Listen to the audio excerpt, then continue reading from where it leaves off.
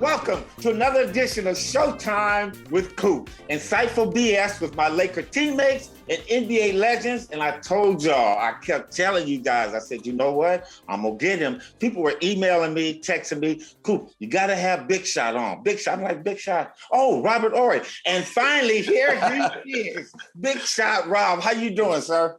Man, I'm good, Coop. How you be, brother? Man, I am so blessed. Again, thank you for joining us.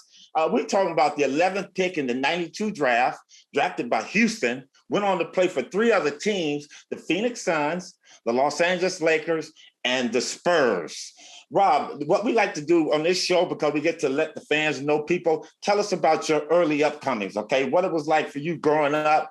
Who were some of your role models? You know, growing up, I grew up in Alabama.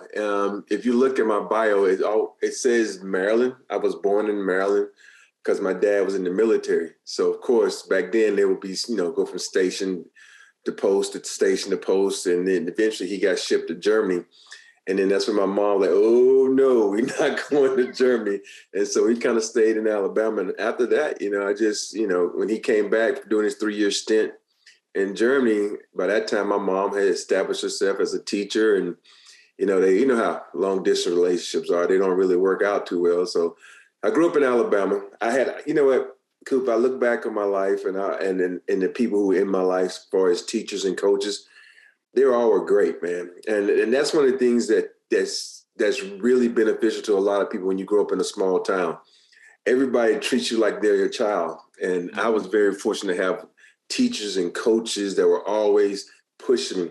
I remember one time when I was in elementary school, we playing basketball and I kept going right. The coach goes over and says, you're not allowed to go right anymore because you're too good going right. You need to go left. I'm like, why? They can't stop me going right. I'm like, and then he's like, no, you need to go left. You know what I did? I dropped the ball and went to start playing baseball. I'm like, that's too hard, So it's one of those things. But then you look back on your life. I should just listen to him more and went left and did other things. And even when I got to middle school, my middle school coach was like, take over. It's basketball. We just having fun. He said, no, we need to win. Take over. And then when I got to high school, I think Richard Robertson, he was probably the most influential person, a man in my life other than my father. And he was just always on me to be better, from being taking over a team. When I was a sophomore, he's like, this is your team. It was your brother's team last year. This is your team now. And then even when I, go to class and miss a class, he was on me about getting my schoolwork and everything of that nature. So he was just great, man. It's funny stories. When you're a senior, you say, okay, I've never missed a day of school. I'm gonna take a day off, right? So I took a day off. By 9 o'clock, I hear a knock on my door, and it's my high school coach. He's like, what are you doing? I said, man, I need a day off. He says, no, you don't. Get your butt up and get your clothes on, go to school. I said, okay, coach. I closed the door. I hit the doorbell. He says, why you 10 minutes late? He literally waited 10 minutes, came back to the, boy, I told you to put your clothes on. So I had to get up and go to school, man, because he wanted me to make sure I got my education. And so, growing up, those guys and those teachers were so influential in my life, man. I think for me, it was the best thing because I have my attention span can be short at times. When you have people like that in your life that are on you, they make you focus.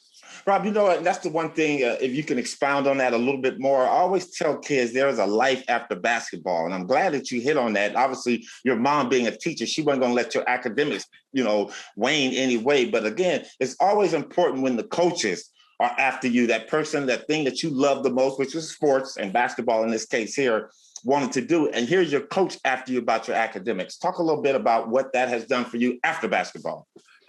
For me, it was always something that was high on my priority list.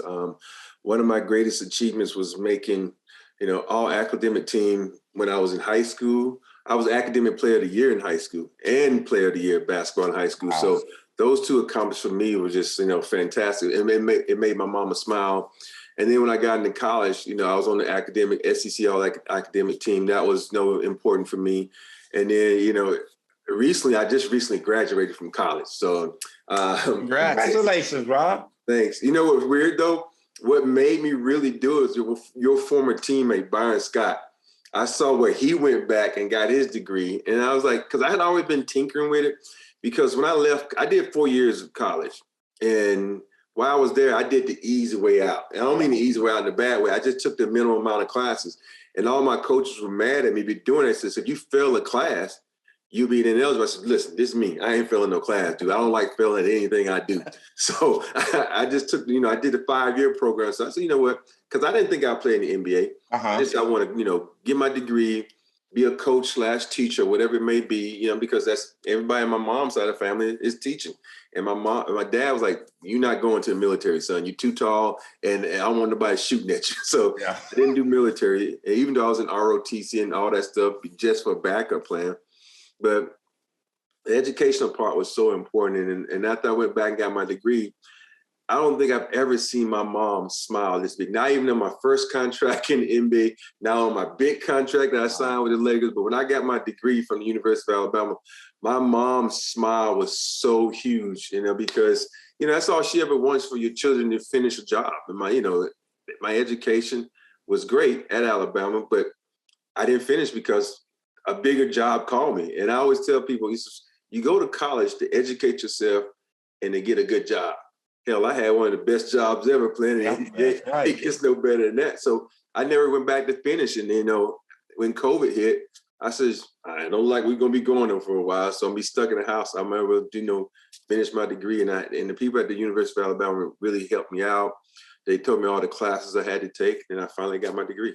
Congratulations, Rob. You know what? As basketball players, people don't think we we can be bad, but again, when you're that special child, did you ever get whippings, Rob? You ever get a whipping? Tell us about that one whipping you got that you really remember. Oh, I remember a bunch of them. So get this. I was me and a friend of mine, we went to the store, and of course, I didn't have enough money. So I walked out of the store with this Reese cups. It was a 12-pack of Reese cups. And I said, you know what? I just put it in my notebook and I walked out. So, of course, they caught me. And I can't believe I'm telling you the story, Coop, but this is how much I love you. I walked out, it was at a Piggly Wiggly, and they called my grandma. Because my mom she was getting her master's, so she was in Huntsville, Alabama, getting her master's. And so let's just say this, my grandmama whooped me. Then my grandfather whooped me. And then my mom drove in from Huntsville. She whooped me. And then my dad drove in from South Carolina, and then he whipped me. So that let me know right there not to ever steal again. So I was like, man. And that was one of the things that I always said to myself. I said, you have to do what's right in life, and stealing is not right. And even though I know how big or small it is, Reese cups, even though they're still my favorite to the day, every time I pick up one, I think about those 4 ass whoopings I took. Hey, Rob, it was so ironic, man. The same thing happened to me when I was 12. The guys were smoking, and this was at a Ralph's, and they was like, Cooper, it's your turn to get the cigarette. I didn't have any money, so I'm like you. So I walked in. Me and my cousin walked in. We looking around, and I grabbed a carton of Cools cigarettes off the thing, and I ran. We ran out the back, and there was this like 8-foot-high wall, and we had put a crate down there so you can jump on the wall and jump over the fence. Well, my cousin hit that mug. It was over the fence, man. Came my turn, here I come, I'm running. Rob, I got my leg over, and the dude grabbed me by my leg, man, and pulled me back over. And I'll never forget this. That man held me by the back of my shirt, said, you know what? You'll never be nothing but a little thief. You'll all the way home. Called my uncle. We lived 2 blocks from the store. Got home. When I walked in the house, my uncle came down and he goes, Mike, you all right? The guy that message you. I said, no. He said, you're going to be okay, man. You don't ever have to steal anything. Got home. He said, I want you to go upstairs and take all your clothes off. As I'm walking upstairs, my grandmother threw a shoe at me and hit me in the head, her house shoe. My uncle took me upstairs, Rob, and beat me with a belt. He said, Michael, I'm only doing this to make you a better person. That guy beat me, man. Rob, to this day, I never have stolen. You can leave $1 million out and with nobody, I'm always thinking somebody's gonna look at, I didn't steal. Never steal. You don't have to steal, man. So at least he was nice about doing it. He was nice. And I only got one. Rob got 4 of them. Hey, I got 4 for one incident. I said, man, I'm never going to steal it. Hey, every time I see a Piggly Wiggly night, you'll see that many more, but you go to the and I see a Piggly Wiggly. I'm like, hey, even though, nowadays these shows, they show, Piggly Wiggly. I'm like, hey, I remember that time I took a butt 4 times. What was Alabama like when you were growing up there and going to college there? Growing up in Alabama was different. I know my wife, Candace, and she's from California, and I took her to Alabama, and she was like, this is a little different. Yeah, I said, every city's not the same. I grew up in a small town, so it's different. That's all I'm going to say about that. I give you an example. We were only allowed 2 black cheerleaders on the team. And my senior year, we put up a big ruckus about that, and we got 4 that year. So that was a good thing. And it was the first time ever in my life that I kind of feel like I had to stand up for my culture. Because to even go back even further, that in Little League, I played baseball. Baseball was my first love. And so Little League, we had a game, and the ball hit over. It was a foul ball. I'm playing first base, right in front of the opposing team's coach. And I was like, can you throw the ball? He said, boy, you better walk over and get this ball. And I looked around like, I just stood there. So make a long story short, I didn't make the All-Star team that year. And we only had 3 blacks make the All-Star. And one of the guys was, since we won the league, right? So whoever wins the league, the coach gets to be the coach of the All-Star team. I don't make the All-Star team. But what they would do is they will have the team that wins it plays the All-Star team to get them ready. And I'm the best player in the league, and I didn't make All-Star. And everybody's wondering why I didn't make it. And so I told the coach that day, I'm pitching. Let's just say this. My team, which was all black, and we only had 3 white guys on our team. It was reversed. We had 3 because 2 were brothers. They were the richest white kids in town. Their dad was a doctor. So we went to Pizza Hut after every game, so it was cool. And we had the one kid that was really, really poor white kid. Nobody wanted him on the team because he couldn't afford shoes and all this kind of stuff. But we had him on our team. And so I pitched in the All-Star game. We beat the All-Star team 30-4. Wow. This is an All-Star team now because this is 9 innings. I hit 3 home runs in the game. And everybody's like, why Robert didn't make the All-Star team? It was because of this guy that didn't, he was saying that I was a bad influence. I'm like, dude, you call me boy. Even though I'm only a teenager, in 12 years old, but I'm not going to stand for that. You call me a boy and tell me to fetch it. I'm like, no. So, that's one of the things that when you're growing up in Alabama, you remember the stories, you remember the streets you can't walk down and all these kinds of things. And it made you stronger as a person, but it also made you mindful of your environment. And I try to pass that along to my boys now, even though, in Cali is a little different situation, even with my middle son and my oldest son, you have to remind them, I say, hey, at the end of the day, you're black. Yeah. You got to be mindful of your surroundings regardless. I say, you might have money, but you're still black because they can't see. There's no thing because, hey, my dad's an NBA player, class and culture. My dad has money at class and culture. You're black. That's the first thing they see. And that's what the thing that going to Alabama will remind you of that because it's still a little suspect in certain places you go. And I'm trying to be nice the way I say it. So of course, that's a little suspect. You're listening to Showtime with Coop. We got Robert Horry on, man. He's been enlightening us with his whippings. But Rob, we're at the stage of our show right now where I call it Coop's Lightning Round. I'm going to give you 5 names, and you tell us as much or as little about the people I'm going to ask you about, okay? Okay. Okay, here we go. Your first one, Wimp Sanderson. Great coach, plaid jacket, plaid palace, still kicking it live today.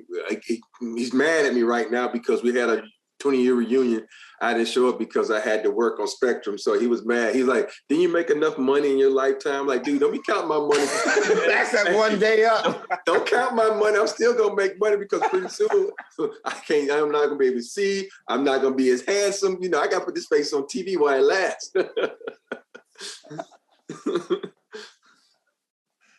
That's a good one, Rob. Latrell Sprewell. Great teammate. Funny story about him. My dad's from Columbia. My dad lives in Columbia, South Carolina. And the first time we yelled at Sprewell we was playing South Carolina. I'm rolling, Coop. I'm killing in South Carolina because I'm playing in front of my family. Horry County is where Myrtle Beach and all that kind of stuff is from South Carolina. So I'm rolling, and Spree decides to take the last shot. He gets fouled and misses free throws. We go in overtime. So after the game, I was like, I laid into him, boy. He looked at me and says, "My bad, Rob. I was trying to." Now this is when he learned it's not about you. It's about going with the guy who's hot. I said, how many times I defer to you guys, And I'm the man on this team, and I'm deferring you, but great competitor, hard worker. And I think the best thing that ever happened to him was to get drafted by Golden State, because Don Nelson made him become a really good player. He was that guy that brought the best in speed. Because you could see the talent and the athleticism, but he just needed someone to bring that the IQ out, I should say. Yeah. Rob, you know what? He had made a comment, and I want to hear your thoughts on this. He made a comment when he passed up on a big contract. I believe he was at New York. And he said, you know what? This ain't, I think it was like 50 million, 60 million, something like that. He said, this ain't enough for me to feed my kids. You know what? That bothered a lot of people, the average working person. I mean, what's your thoughts on that? You know, it bothered me too. And, you know, I got the inside scoop on that story, and I'm not going to reveal it because, you know, it's a brotherhood at the end of the day. And it was just weird that he said that, but it was a lot of things in his life going on personally, the reason he made that decision.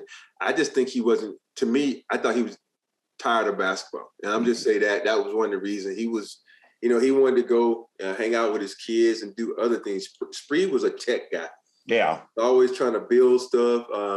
He would bring in speakers and just, you know, you go in his dorm room, he had speakers in every corner, and he had them hooked up to his alarm clock. You know, this is before, you know, the technologies of the day, but somehow he had wired it to some little rinky-dink alarm clock. So when it went off, the whole room started blaring, because we used to have practices at 6 a.m. And next thing you know, at 5:30, his alarm goes off and wakes up the whole dorm. So, you know, he was a tech guy. He was always twinkling with stuff. So he was a good guy, man. You know what? I figured it had to be something like that because, again, but it's just how he said it that kind of irked people. But I like Spree too. I really respect him. Your nemesis at Spectrum, James Worthy. Hey, man. When I think of James, I think of the best voice ever. You know, everybody thinks of his game, but his voice, man, is so great. I know you have, Coop, but people don't understand how he can sing, and he knows all these lyrics, and he knows everybody. He's just, you know, a great guy. One thing I wish out of, you know, Otis Thorpe, who was my mentor when I was with the Rockets, from day one, he tried to get me to pick up a golf club, and I never would do it. I wish I would have, so I'd be good enough to kick James's butt so I can take some of that money and talk trash on the show. You're pretty good, Rob, I heard he's pretty good, though. Yeah, but Otis is really good, man. Him and Clyde, they're really good. So I've been playing with them, so I got better. But now I'm too old in the game now, Coop. I ain't picking up no clubs, man. It's too expensive. Yeah, same with Coop. Coop doesn't golf either. Oh, no, I ain't chasing after that little ball. Anyway, next person, Phil Jackson. I never had a conversation with this guy. What? Can you believe this? As a coach? This is a story I tell everybody. I've never had a full-on conversation with him. This is the closest conversation we had. I was getting treatment for my back with Gary Vee. You know Gary Vee. We all love it. Phil, I think he had something with his foot or something. So he comes in. I'm on the table. He sits down. We've never talked. He looks at me. He's like, "What happened between you and Danny Ainge?" I said, "I didn't like him." I said, "So." I threw the towel in his face because he told me to hit Mario in the face with the ball on purpose. Mario L is my boy. So you know what? I never liked him. He's like, "Oh, okay." End the conversation. That was it. And this is after he traded for you. So at that point, no. He didn't trade for me. I got traded for Cedric Sabalas when he went on his sabbatical in Lake Havasu or wherever it was he went. And I threw the towel in Danny Ainge's face, and then we got swapped. So this was after Dale. What's Dale? Dale. The coach Dale Curry. Dale Curry. Yeah. So yeah, that was a conversation that me and Phil had. But Phil, great guy. We always, you know, I don't consider conversations in a huddle a conversation. I consider it like Pop. I've had conversations with Pop, had a ton of conversations with Rudy T, but Phil and I, we've never had a conversation. You know, but I will thank Phil for this though. He introduced me to Walter Mosley. And because, you know, how Phil gives out books all the time. Mm-hmm. The first book he ever gave me was called Gone Fishing. And it was about Ezekiel. We all know Ezekiel from The Devil in the Blue Dress. That's how most people know this character, that the character played by Denzel Washington. And so it's a series of books based on that character. And he gave me that book, and it was about Ezekiel, who grew up in Houston, even though I didn't grow up in Houston, played in Houston, then moved out to LA. And I think that kind of resonated with me, even though, you know, I love fishing and all that kind of stuff. So I was like, okay. And I started reading, more of his books and kind of fell in love with Walter Mosley's books. So, I don't know if you're watching this new thing with Samuel Jackson. I can't even say the guy's name, but that's a good show on Apple TV. You got to watch that. Okay. Yeah. Did you ever really, really master the triangle offense while with Phil? Man, let me just say this, man.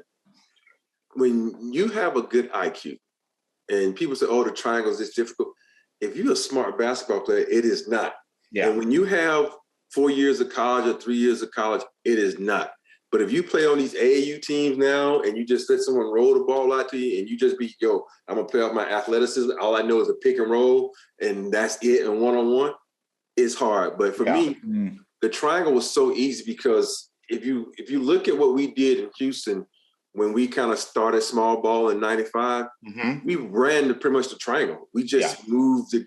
I was allowed to do whatever I wanted to on the backside of your Dream, but Dream really only liked me to pass the ball to him for some reason because, I was tall and could just snap it down to him where he liked to catch it. But it's just cutting. It's just cutting, spacing, and terminology, blind pig, snatch cut, all these kind of terminologies. Like, dude, this is what we did in Houston. We just, it was all about reading how your defender played you. You either cut baseline or you cut over the top. And for me, it was very simple. Like Stu Les say, read and react. That's what he's always talking about. Yeah. Exactly.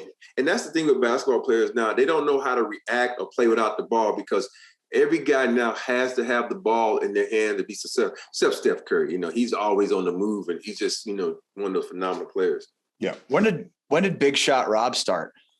It started in 95. Craig Kilborn was on ESPN and we were playing the San Antonio Spurs in 95. And I was 0 for 8 or 0 for 9 or something like that. And I hit one shot and it was at the end of the game. And he was trying to be, I think he was being sarcastic when he said, oh, Big Shot Bob, I only made one shot that game. And after that, it kind of just stuck with me and it's been, rolling me ever since because I know a lot of guys you meet now, they be like, what's up, Big Shot? I was like, I want to ask them, do you even know my first name? Because, people don't, as an athlete, you either know by your first name like Kobe or your last name like Coop. And so people sometimes don't even know what your first name is. But Rob, I love that, man. Give me my respect because you know what? It don't matter what's happening on the court. Get the ball to Rob. And I mean, that was the one thing you were known for, being able to hit that shot. You could go 10 for 10 or you can go 1 for 10, but it's that one shot that everybody recognizes, man. So I remember when I got traded to, when I got let go and went to San Antonio, we were playing LA in their first game in San Antonio. And Cole went up to Karl Malone like, don't leave Rob. Karl like, I got it. No, you don't understand what I'm saying. Don't leave Rob. He's like, I got it. Don't leave. It was so funny. I was like, Cole, shut up, man. Let me get them. And crazy thing is, he left me, but in the same spot I had missed the previous season when I was with the Lakers in San Antonio, I got the same shot. And in my mind, it's redemption time, right? Yeah. I'm rattling the same damn results. I missed the shot, and Cole went over there and yelled at Karl, I told you not to leave, Rob. You lucked out this time. Is it really a feeling at the end of the game? Because I'm a firm believer in the most clutch players in the NBA also happen to be the best players because they're going to shoot. They're going to get more opportunities at the end of the game and shoot to their percentages over the course of a big enough sample. But you kind of bucked that trend because you hit so many big time shots. It's weird that you brought that up because I tell people all the time, I don't think you understand how hard it was for me to do that because during the course of a game, it depends. When you're not the star, you might get 3, 5, 10 shots a game, but you're not going to get more than 12 shots a game if you're not the star on the team. The teams I played for, except for my first couple years in Houston, and you have to be on point, man. But luckily I was on point a lot of those times. I had got a couple of shots, got a little rhythm, and for me, I always blank out. And what I mean, it just goes back to your fundamentals. It goes back to the mechanics. It goes back to those millions and millions of hours spent on a playground, in a gym, doing all those shots. And it for me, every time I got the shot, it was like picture. It's like do this, do that, do this, shot. And for me, I never really thought about it. I never, cared if I got the shot. I always wanted the shot, But I was like, you know what? If it comes to me, it comes to me. You know, it's a term I always like to say, the basketball guys will lead you to where you need to be. Hey, we listening to Robert Horry on Showtime with Coop. Rob, a couple of more questions for you, sir. Again, I want to thank you for being on today. You know what? You played on so many spectacular teams, but the one team I really see that I kind of identify you with is that great Spurs team. Tony Parker, Tim Duncan, Ginobili. Tell us one thing that we don't know about Tony Parker that you can say publicly. You know what? Tony, great teammate. He was one of the fastest guys I've ever played with. Think about this, for a couple of years, I think 3, maybe 4 years, I don't remember. He led the league in points in the paint. You know, and you know how hard that is. And so I'm always trying to get my son, Christian, to try to, you know, emulate him. And it's weird. I said, dude, you got to be like Tony Parker. Get in here and learn how to shoot jumpers, little floaters, you know, get that soft touch around the basket, because that's so important to me. You know, nowadays the game is built on the 3, but Tony was a great teammate. I'm the one who actually introduced him to Eva Longoria. Oh, okay. All right. Yeah, because I knew Eva from when I played in LA. So when she came, you know, it was all the big to do because Desperate Housewives and all this kind of stuff. So she came in the locker room. She came to me because she knew me from the Lakers and stuff. We were talking. And then I introduced her to Tony. And next thing you know, they're going. Did she ask to meet him? Yeah. He asked you to meet him? Yeah. Mm-hmm. And why do you think she's in the locker room? And it was when she came to the locker room, everybody's like, what the hell is this woman doing in the locker room? And Pop was kind of like heated about it, man. He was like, what's she doing? You know, Pop was very protective of his players. That's the one thing I credit for. He don't want his players to get no bad press, nothing to distract you. So this was the Eva thing. And it was like, so, you know, Tony needs to, I don't know if he want to credit me for introducing the Eva because they divorced, but I don't know about that. But I'm the one that introduced him to Eva. What was your favorite championship? I think for me, 95 with the Rockets was my favorite championship, just for the fact that we had to overcome so much. No home court advantage. Right. Beat Utah in Game 5, and they tried. The 7th seed? It was a 6 seed. 6 seed. 6 seed. They tried in Utah. They tried to hold the clock, and they got an extra 10 seconds to get a shot off. We still won that game. Went on to play the Phoenix Suns. We went down 3-1 in that series. 3-1. And y'all came back? Yeah. AC Green was talking trash. Can you believe that? He was talking trash to all people. And I was like, uh-oh. And then we won that series. And then we went on to play San Antonio. And everybody talks about that series with Dream and David Robinson. When David Robinson got MVP. And then we went on to sweep Shaq and Penny in the finals. And so that run was so spectacular for us because we went small ball. They moved me from the small forward to the power forward, which I was pissed about because, man, Charles, you played against Charles Coop. He hit you with that big old bud and the elbows, and you be hurting at the end of the game. So we went small ball. It kind of worked out into our favors. And, and for me, I think it kind of put me in a box. And what I mean by that is all of a sudden I became this spot up 4 guy, and that's not who I was. I was a slasher. I was a post up guy. I did everything in the game, but for me, I've always been a team first guy. If that's what the coach wants, that's what I'm gonna do. And all of a sudden, I became this post up guy, and I went from having plays run for me my first 4 years in the NBA to like, let's go out there and spot up. If you open, shoot it. And it makes a big difference in the player's game. If you get a play ran for you. And I've been playing with Eldon Campbell. Eldon Campbell is the one guy I always like, we got to run a play for Eldon.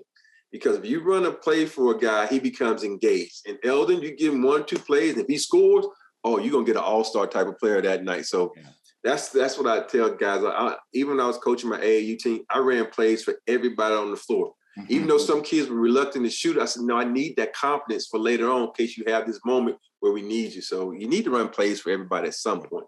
Hey, Rob, you said something interesting. AC Green talking trash. What's he going to say?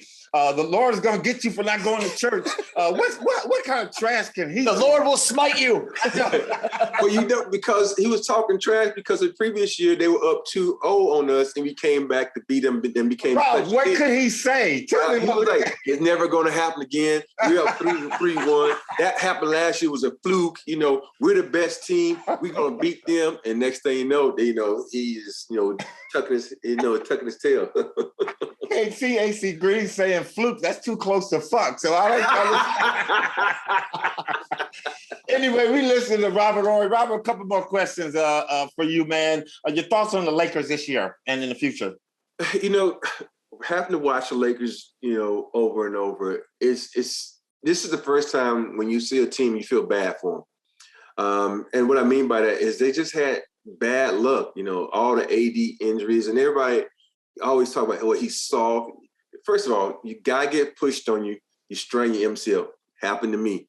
You're trying to throw all these lobs to this guy with a lot of traffic around him. He come down on someone's foot. You have to protect him from himself sometimes. And for me, they always want to throw AD lobs. And that's something I would never do unless it's a fast break. But in the paint with a lot of traffic, I'm not doing that. And with LeBron was fantastic this year.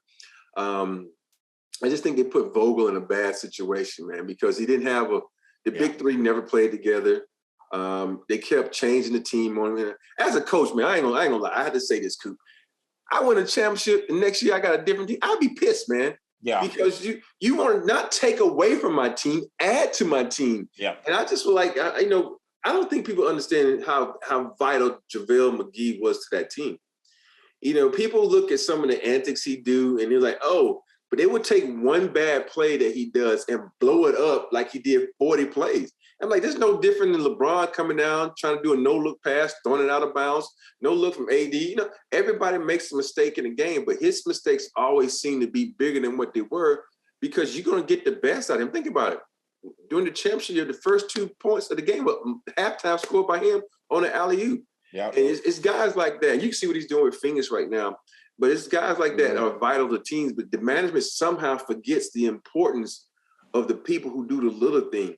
And you can't always go to the superstars because 9 times out of 10, the superstar ain't dived on the floor for a ball. Exactly. 9 times out of 10, the superstar ain't going to jump over the table and try to save a ball. And I hate to say this, 9 times out of 10, a superstar is the main one that ain't going to rotate to that guy in the corner because he's like, I don't respect it. You know what I mean? So right, yep. Well, and you got 2 superstars. Kobe misses, Shaq misses, ball gets bounced out to Robert Horry, who hits from the top of the key to beat the Kings, right? Like sometimes superstars don't always make the right plays. Exactly, but you need – I look at the Lakers, and let's say if you need 5 pieces to a pie, and they all have to fit perfectly. I don't think that pie – those 5 pieces fitted perfectly in that pie. It was too much or too little. It never was a perfect fit. And it was, to me, it was, I loved with the Lakers. It wasn't right, man. It just wasn't, the situation just wasn't right. The pieces just didn't fit to me.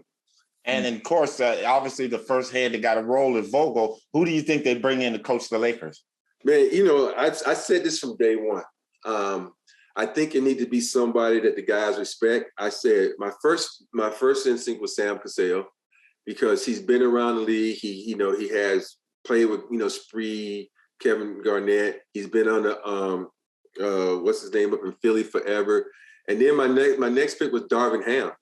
And the reason I said Darvin Ham, and I was telling our boy Brad Turner this, I was like, yo, this is why I would get Darvin Ham. I said he's been an assistant coach. I said he you think about it, he's an intimidating factor. If you look at Darvin Ham, there's no players that are going to challenge him because you might get your ass whooped. And so now I'm looking at Darvin Ham, but also I'm like, LeBron, maybe 2-3 years left. Giannis, 2-3 years left. Yo, Giannis, remember me? I coach you. Come on out to LA, guy. Come on out to LA. So to me, that's what I would be thinking. I would think for down the line or something of that nature, even though not saying that is amazing, because Darvin Ham, I know him personally. Smart guy. He's been around the NBA for a long time, played in this league. He understands the game. So those would be my 2 picks, but I wouldn't recycle anybody. It's my whole thing is if you had 3 coaching jobs, 4, you should never be a head coach again. You should either be an assistant or not a head coach because unless, you feel and you won championships there. Okay, but if you ain't won nothing, why are you being a coach again? Don't bring that guy to LA because LeBron, I don't know, I can't speak for LeBron, but I'm saying if it was me, this guy ain't won shit. Why am I respecting him? He coached this guy. I know our team is good, but still though, at the end of the day, you need some X's and O's to get you through the game. And if the guy ain't won nothing and he struck out 3 times, why are you bringing him here? I wouldn't do that. Rob, the playoffs are going on right now. Tell us who wins the East, tell us who wins the West, and who wins the championship. After watching Boston last night and watching him turn back the time clock, but I'm still thinking the East is going to be Milwaukee. I just think Giannis is the hardest playing guy in the game. He doesn't know how to stop. His motor is he reminds me of a big Westbrook. He motor doesn't stop. Ugly 3-point shooter that's streaky. Everything he does is streaky, but he can get to the hole with ease. And then in the West, I just like Phoenix. I think Dallas are messed up. They done pissed CP3 off because someone attacked his family, which is so wrong. And CP3 is a better man than me. Let me say this, because if you touch my mama, you touch my wife, there ain't a man in the fucking world can stop me because I'm coming at you and I'm beating you down. So I think he's a little kid though, Rob. Who cares? I don't care. If he's old enough to put hands on my mama, I'm old enough to put hands on him. So I just think I think Phoenix is one of the teams that's been consistent. Phoenix reminds me of the way the Golden State Warriors used to be, moving the ball, have a good center, like they had with Bogut, that even though I think this center is better than Bogut, but I just like Phoenix in the way they play. And plus, I love Monty as a coach. Monty was with us in 2005. We won the championship when I was with the Spurs. And he has a great basketball mind. A lot of respect for him, man, in more ways than one. So Phoenix wins the championship, you think, this year? I think Milwaukee still wins it. I just think, Drew is the key to that team. Once they traded for Drew, that made a big difference because he runs that team. He can score when Giannis ain't scoring, and he plays tough defense. Rob, thank you so much, sir, for being on. You're at Spectrum. You're one of the guys I enjoy listening to, okay? And Barry White. I'm sorry, not Barry White, but James Worthy. I love listening to you guys. Rob, anything you got going on you want to talk about, sir? I'm actually doing this new podcast called NBA Finals File. It's with me and Jabari Davis. We're doing it on iHeartRadio, and it's kind of cool because we're doing a deep dive into the greatest NBA Finals. We actually just did yours in 1984 when y'all played the Celtics, but unfortunately. Why you do that one, Rob? We lost. It was a great game, man. It was a great game. It was. Breaking it down, I don't think people always talk about, it's a time period where the NBA wasn't scoring. You guys averaged over 110 points a game in that series, and the Boston was moving, and it was just a great game. And then I didn't know you led the league in 3-pointers that year. Even though come on, baby. They gave 2 a game. They didn't think a big shot Coop. They gave it the big shot Rob. That sounds better. But I can shoot. I'm like you, Rob. I got a shot every now and then. I don't get 4 or 5 shots a game. Right. So you forget you talk to a guy who can relate. So, but that's the fun part of it, Coop. We all like that. The NBA's Final Four is so cool that I can just, watch these games and just talk about them. And after watching this game, I've been a huge fan of yours, Fair. I'm gonna say this also. I used to, wear my strings out until my high school coach said you can't do that.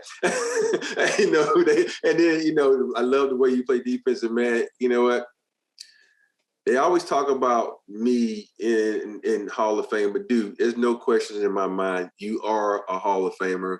You Defensive Player of the Year. You've done so many great things for the Lakers, but more importantly, you did so many great things in the community. And I also want to tell you this.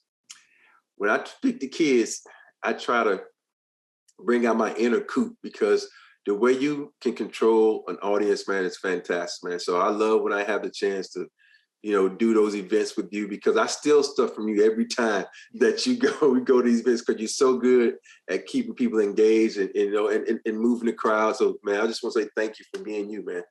Thank you, Rob. And you know what? I'm going to stroke you too, because Rudy T just got into the Hall of Fame. And Rob, I do. The only person I compare myself with as a player, and I'd like to compare myself with Kobe or Michael Jordan, but it's you, because you're a two-way player. You are a multi-positional defense. You could guard 1, 2s, 3s, and 4s, and then some 5s. And Rob, I do believe you need to be in the Hall of Fame. I'm gonna go behind Rudy T on that, because it's about what you give to this game. Yeah. And sometimes people look at it as people scoring all the time. Well, there's another end of the court, and you play that in, Rob. And again, man, thank you so much. Hopefully we get in before we die, so our kids don't have to do our induction speech. I know. Hey, Coop, but here's the funny part. When I think about good defensive players, I think about you. And I think for me, the one thing I always regret is that I didn't get mad at my team in Houston. And what I mean by that is because, this day and age, you got to have your team promote you or put you out there. In the year, they was always promoting Dream. And I'm like, y'all forget, dude, I'm the one who got 100 blocks and 100 steals each and every season. Why I'm not named on the all defensive team? And I went back and looked. I'm like, I think I was the only one. I was like, I was the only one. It's like 3 of us that had 100 blocks and 100 steals, and I never got considered for an all defensive team. And that's the one regret that I have in playing this game, because I never made any goals for myself individually. The only goal I told myself is I want to be on the all defensive team one year, and I never made it. So that's my biggest regret. I guess the 7 championships I have to, ease that pain. Robin, you are my all defensive team in my heart, baby. I love you. I love you, Robert Horry. Man, you take care. Again, thank you so much for being on, Ari.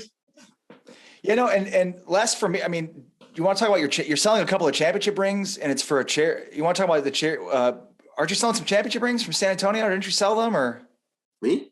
No, you didn't. No. Okay, there was a story out there that you were selling your Spurs championship rings. Is that a fake? Is that a false story? That was a false. But you know what though? People know this, Cooper. Have you ever told people that we get 2 rings? People don't know this, but when you win a championship, you get 2 rings. 2? Oh, okay. Yeah. So for me, my mom has one, my dad has one, my ex-wife has. You have 14 rings. Yeah, I have. Yeah. So yeah. Where my rings at? I ain't get but one, right? They didn't do that for y'all, Coop. I ain't get but one. Where my rings? Robert Horry, thank you, brother. Thank you, and continued success with you, man. I know your son is playing AAU basketball. Hopefully 2-1 Elite, which is my AAU team, and big shot Rob. We could get in one of these tournaments and play against each other. And all you gotta do is just let him come play with you. Then we'll be good to go. All right, hey, there you go. Rob, have a wonderful day, man. Thank you so much, too, brother. Always blessings to you guys. Thanks for having me on. Take care. All right.